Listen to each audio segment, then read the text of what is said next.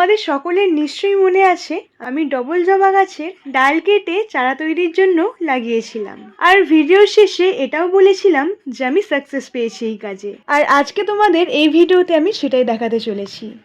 ডালগুলো বসানোর পর 13 দিনের মাথায় দেখলাম এইরকম ছোট্ট ছোট্ট কিছু সবুজ সবুজ পাতা বেরিয়েছে।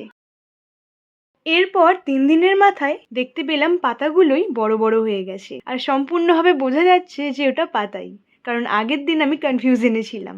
তবে আজকে দেখলাম আরও একটা ডালে পাতা হয়েছে ছোট ছোট। এরপর 5 দিনের মাথায় দেখলাম এই ডালের পাতাগুলো অনেকটাই বড় বড় হয়ে গেছিল, কিন্তু অন্য ডালের পাতাগুলো একইভাবে ছোট ছোট হয়ে রয়েছে। আসলে যেই ডালটার পাতা বড় বড় সেটা ছিল একদম ম্যাচিওর ডাল, বাকি দুটো অতটাও না।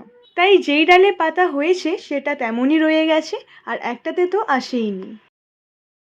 এখানে দেখো আরো কত বড় হয়ে গেছে 3 দিনের মাথায়। এর 2 দিন পর লক্ষ্য করলাম নিচের দিকের একটা পাতা একটু কালো হয়ে গেছে। এরপর থেকে পাতাগুলো খুব আস্তে আস্তেই বড় হচ্ছিল, আর ওই যে কালো পাতাটা ছিল সেটা সম্পূর্ণভাবে কালো হয়ে পড়ে যায় নিচে। এবার তোমরা নিশ্চয়ই বুঝতে পেরেছো কতটা সহজ একটা ডাল থেকে চারা বানানো, শুধু তাকে দিতে হবে কিছুটা সময়।